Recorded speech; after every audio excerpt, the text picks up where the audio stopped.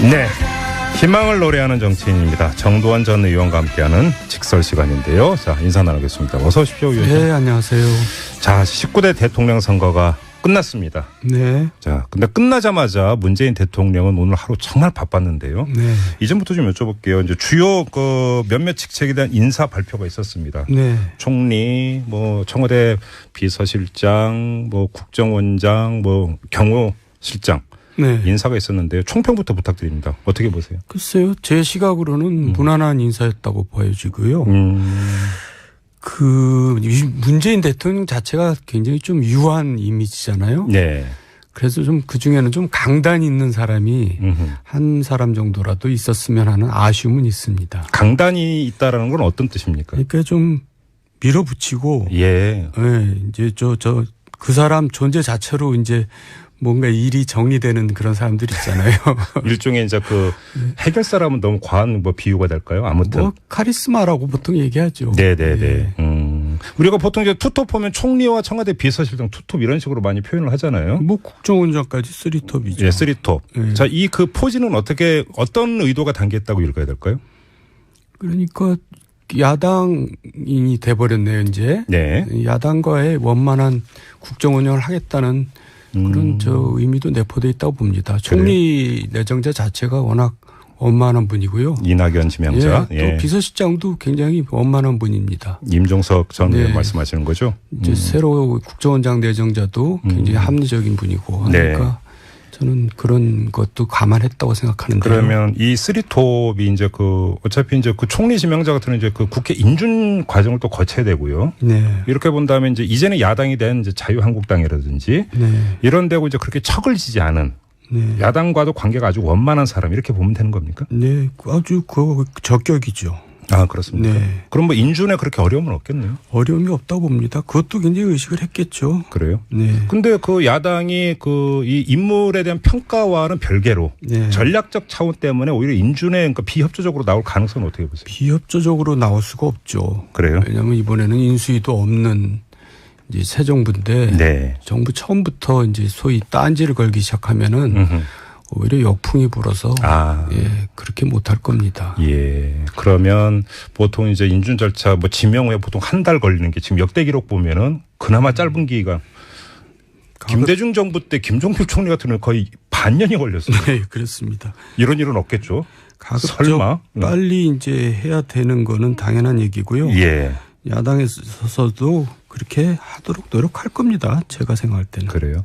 앞서서 저희가 이제 1, 2부에서 인터뷰했던 박영선 의원이나 송영길 의원에도 동일한 질문을 드렸었는데 이제 조각을 이제 내각을 구성을 해야 되는데 헌법에 따르면 이제 총리가 재청권을 행사를 해야 되는 거 아닙니까? 예. 그래서 이게 지금 이게 인준 과정 이런 것 때문에 새 총리가 못하고 황교안 총리한테 이제 부탁하는 거 아니냐 이런 전망이 있었는데 의원님은 어떻게 보세요? 그렇게 안 할 것 같은데요. 그렇죠. 예. 새 정부 지금까지 그렇게 했죠. 네. 이명박 정부 때도 그렇고. 네. 그런데 지금 새 정부는 그렇게 안 할 것처럼 보이고요. 예. 시간이 걸리더라도 새 총리를 뽑아서 절차를 밟고 왜냐하면 이제 원칙을 굉장히 강조했잖아요. 그렇죠. 그 원칙대로 가야지 맞는 거죠. 예. 자, 의원님 같은 경우는 정권 창출 나아가서 어떤 정권 출범에도 또 이제 깊이 관여를 하시던 분이기도 하고 또 경험을 갖고 계시니까 이 정권을 출범하는 데 있어서 가장 경계하고 조심해야 될 게 뭐라고 보세요?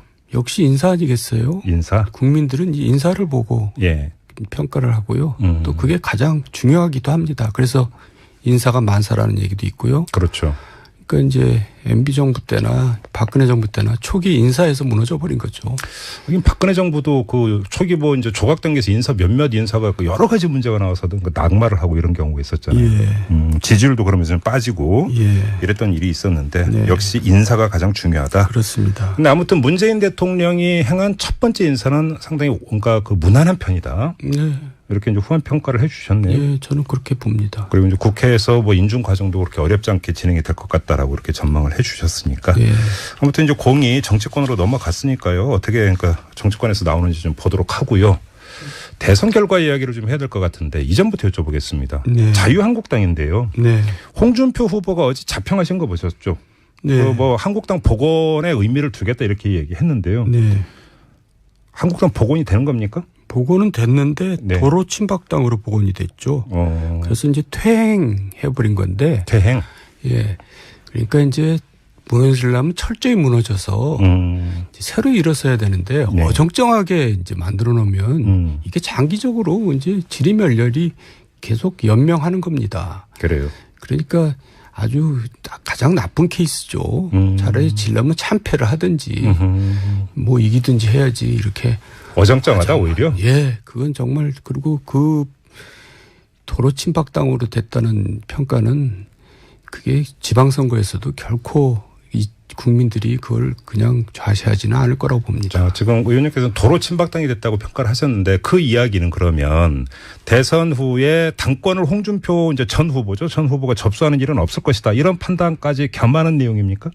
홍준표 후보가 접수하더라도 네. 하더라도 본인이 말로는 뭐 당권 도전을 안 하겠다고 했는데 네. 뭐 그건 뭐 꼭 그대로 뭐 믿을 수는 없고요. 하더라도 지금 친박들이 지금 정말 정치권에서 퇴출돼야 마땅한 이제 그런 잘못을 저질렀죠. 예. 그런데 그걸 다시 복권을 시킨다는 것이 징계도 약하게 때렸는데 퇴출이 아니라 네. 그걸 다시 복권까지 시켜놓고 예. 이런 그런 이미지를 가지고 어떻게 새로운 정치를 할 수가 있겠어요? 그래요? 그러니까 당권을 누가 잡느냐 불문하고 친박을 정리하지 못했던 것은 두고두고 그것은 이제 발목 잡힐 일입니다. 그래요. 네. 그러면 저 그 정치인 홍준표의 정치적인 그 미래는 어떻게 평가를 하십니까? 24% 득표를 기록을 했고 영남권에서 상당히 선전한 것으로 상대적으로 선전한 것으로 나왔는데 그 정책 기반을 확충을 했다고 평가를 하십니까? 어떻게 보세요? 뭐 본인 인생에서 베스트가 된 거죠. 아, 그래요? 예. 그리고 또 아직 저기 재판이 남아 있잖아요. 아, 대법원 남아 있죠. 예. 재판이 어떻게 될지도 모르는 상황이고. 예. 그러니까 이제 일단 다시 이제 한국당을 정말 국민들이 이제 사랑할 수 있는 정당으로 만드는 데 집중을 해야지. 예. 무슨 서로 자기네끼리 서로 화합하자 이렇게 가는 거는 정말 국민들이 볼 때는 너무 실망스럽다고 봅니다. 근데 자, 그러면 그 의원님께서는 이 자리에서 계속 일관되게 어떤 자유한국당은 친박이 정리가 되지 않으면 퇴행이다 계속 일관되게 지적을 하셨는데요. 네. 자, 근데 대선이라고는 중요한 계기에서도 정리가 되지를 않았습니다. 근데 앞으로 이거는 그러면 정리되기 더 어렵다 이렇게 봐야 되는 거 아닙니까? 그러니까 저 민주당만 신났겠죠. 그러니까 이제 다음 보세요? 예. 지방선거도 어렵고 네. 그다음 총선도 어렵고 계속 그다음 대선도 어렵고 그렇게 되는 거 아니겠어요? 아, 그렇게 보시는 거고요. 지금부터라도 이제 완전히 집을 부수고 새로 짓는다는 각오로 시작돼야지 마땅하죠. 그 말씀을 하시면 이분 이야기도 함께 해야 되는데 유승민 후보의 어떤 그 정치적 성취라고 할까 이번 대선을 통해서 그건 어떻게 평가를 하세요? 개인적으로 성취를 했죠. 그래서 이제 또 차기를 또 뭐 도모하겠죠. 네. 그렇지만은 또 그 많은 약점도 드러났는데요. 네. 이제 우리가 흔히 재승박덕이라 그러잖아요. 예. 그러니까 이제 새를 만들지 못하는 그런 한계를 보여줬는데 그 부분을 극복할 수 있을지 저는 잘 모르겠습니다. 그러니까 그 정치를 혼자 하는 건 아니니까 같이 하는 어떤 세력이 있어야 되는데. 예, 이번에도 보면은 같은 당에서 탈당을 해버렸잖아요. 네. 그것은 정말 대선 후보로서 치명적인 결함을 드러낸 거죠. 아. 물론 이제 그 역풍이 불어서 도움은 됐습니다만. 그게 이제. 근데 바로 그 역풍. 어떤 유권자 국민들의 그 역풍이 오히려 그 유승민 후보에게 더 힘을 실어줄 수도 있다. 이렇게도 얘기할 수 있지 않을까요? 힘을 실어줘 봤자 그걸 대통령을 만드는 힘은 아니고. 그냥 잠시 동정론이 일었다. 그 정도죠. 잠시? 그걸로 어떻게 큰 일을 도모합니까? 근데 자, 이거저거 떠나서 아무튼 그 탈당을 했습니다. 그 사람들은 이제 그렇게 정리가 됐다고 하고 추가 탈당이 이제 없을 거라고 보세요? 추가 탈당은 끝난 것 같고요. 왜냐하면 저한테도 이제 새 대표로 영입할 사람을 좀 추천해달라는 부탁이 왔더라고요. 아, 그래요? 그러니까 이제 활로를 모색을 하는데 답이 안 나오는 모양이에요. 이제 바른정당의 어떤 그 존속 쭉 이대로 간다. 이게 이제 지금 20석이잖아요. 그렇죠. 딱 20석이죠. 딱 교섭단체 요건에 딱 이제 걸려 있는데 한 명이라도 이탈하지 않도록 하여간 뭐 내부에서는 별 방법을 다 강구하겠죠. 그 말씀을 하시니까 지금 이제 그 탈당해서 자유한국당에 복당 신청한 의원들이 있지 않습니까? 네. 근데 또 정우택 원내대표 이야기를 보면은 이게 뭐 비대위나 이런 데 의결 과정에서 이야기가 또 다르게 나올 수도 있을 가능성이 또 그러니까 그 점쳐지던데 이건 어떻게 전망을 하세요? 글쎄 정치적으로는 이미 복당이 된 거죠. 논란의 소진이 있지만. 네. 혹시 이분들이 다시 바른정당으로 턴할 가능성 이건 말 그대로 추리 소설 수준입니까? 그러면 그 사람들은 정말 이제 이 미래가 없는 거죠. 그런 건가요? 네. 아무튼 바른정당은 그러면 이대로 그냥 쭉 일단 이렇게 그 중간 정리가 됐다고 보면 되겠네요. 뭐 당 대표까지 청구해달라고 부탁이 들어왔다면? 네, 그러니까 지금 바른정당은 이제 어떻게 보면 최악의 경우에는 공중분해가 될 수도 있고요. 네. 또 이제 여기서 일부 네. 국민당과의 또 통합도 모색할 수도 있고 이제 여러 가지 경우의 수가 있죠. 하지만 지금 네. 이 상태로는 정치권에서 별 큰 역할을 못할 것 같은데요. 그러나 이거란 여쭤보네. 그래서 새 대표 추천하셨습니까? 글쎄요. 지금 누가 가겠어요. 이 마당에. 네. 처음부터 그렇게 했었어야죠. 그래요? 네. 아무튼 이제 외부 영입을 지금 이제 검토하고 있는 거군요. 그러니까 당의 간판으로. 이제 하도 이제 어려우니까 여러 가지 이제 뭐 별의별 수단을 다 강구하는 것 같습니다. 알겠습니다. 그리고 앞서 이제 쇼미더뉴스 시간에도 전해드렸는데요. 안철수 전 후보 같은 경우는 이제 정치인의 길을 계속 걸어갈 것으로 의원님도 그렇게 보시는 거죠? 그러려면은 잠시 좀 이제 국민의 그 관심에서 사라질 필요가 있습니다. 그래요? 지금 계속 남아서 뭘 하겠다 그러면 할수록 본인한테 손해고요. 이럴 때는 잠시 잊혀져 있는 것이 본인을 위해서 위롭고 또 지금까지 역대로 보면 다 그랬습니다. 이제 김 전 대통령도 영국으로 떠나잖아요. 그랬었죠. 맞아요. 국민의 일단 관심에서 벗어나 가지고 지금 뭐 하고 있지? 그 사람 어디 있어? 라는 얘기가 이제 나올 때 돌아오는 것이 이제 중요한 정치 이벤트가 있을 때, 그래서 총선이라 이럴 때 이제 짠 하고 다시 나타난다. 근데 국민의 목소리가 그 사람을 찾는 듯한 그런 분위기가 조성될 때 나타나야지. 네. 지금 계속 여기서 정치권에서 얼씬거리다가는 오히려 더 계속 마이너스입니다. 그런데 바로 이제 그렇게 하면 좋은데 문제는 요번에 그 대선 성적표를 보면은 호남의 지역 기반이 상당히 지금 그 위험한 것으로 나오지 않았습니까? 결과만 놓고 보면 오히려 이것이 이제 더 그 좌불안석으로 갈 가능성도 있는 건 아닙니까? 그러니까 국민당도 어렵고요. 안철수 후보도 사실 제가 이제 가혹한 얘기인지 모르지만 가진 거에 비해서 많이 지금까지 누린 겁니다. 그리고 국민의당도 지금 이제 일부가 이탈할 가능성이 상당히 높고요.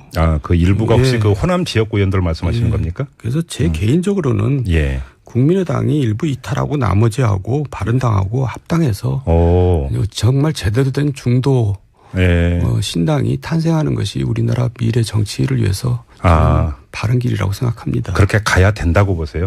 그래서 호남 지역구 의원 중에 일부는 예를 들어서 더불어민주당으로 다시 돌아가고 남은 그 의원들하고 바른정당에 통합을 해서 중도 정당으로 간다. 아주 정체성을 확실하게 해야죠. 이제 그렇게 가야 된다라고 말씀하셨는데 그 실현 가능성은 어느 정도로 가능성은 이렇게 높아 보이지는 않습니다. 그래요? 네. 이제 그럴 리더십들이 안 보이거든요, 양쪽에. 그래요? 이거 사실은 그러니까 이제 대선 이후에 정가 관전 포인트 중에 하나가 사실은 그거인데 어떻게 움직일지 좀 지켜봐야 될 것 같고요. 마지막으로 다시 이제 그 새 정부 출범과 관련해서 이 질문 드리고 좀 마무리를 하도록 할게요. 항상 왜 청와대만 들어가면 이러느냐 이런 얘기 많이 있지 않았습니까? 예를 들어서 당청 간의 소통이라든지 청와대와 국회 간의 소통이라든지 특히 야당과의 소통 이게 대단히 중요하지 않습니까? 어떻게 풀어야 되는 겁니까? 이게 왜 안 되는 겁니까? 그 전에 전임 같은 경우. 지금 대통령은 소통은 상당히 잘하는 분이에요. 제가 같이 일을 해보니까 상임위에서. 그런데 진정한 소통은 뭐냐면 듣는 겁니다. 그것도 나와 다른 의견을. 그 구체적으로 얘기하면 아니되옵니다라는 소리를 항상 들을 수 있는 자세가 돼 있어야죠. 그것만 유지한다면 저는 이 정권이 성공적으로 끝납니다. 근데 꼭 그 초심이 바뀌어가지고 오만과 독선에 빠져서 결국 실패로 돌아가는데요. 이번 대통령만큼은 정말 초지일관, 시종일관 듣는 그런 굉장히 굿 리스너입니다. 경청하는 사람입니다. 문재인 대통령 같은 경우. 그래서 충분히 그럴 준비가 돼 매일 있다고 아침마다 듣자 이제 이렇게 결심을 하셨으면 기대합니다. 듣자. 네. 예, 듣자. 그러면 전임 박근혜 전 대통령, 이명박 전 대통령 왜 그렇게 안 들었을까요? 그러니까요. 되고 난 다음에 이제 화장실 갔다 오면 달라지잖아요. 알겠습니다. 듣자 이 두 글자로 그냥 오늘 한마디로 정리를 해 주셨는데요. 자, 이렇게 듣자 두 글자 남기면서 정두환의 직설 마무리하겠습니다. 고맙습니다, 의원님. 네, 감사합니다. 네.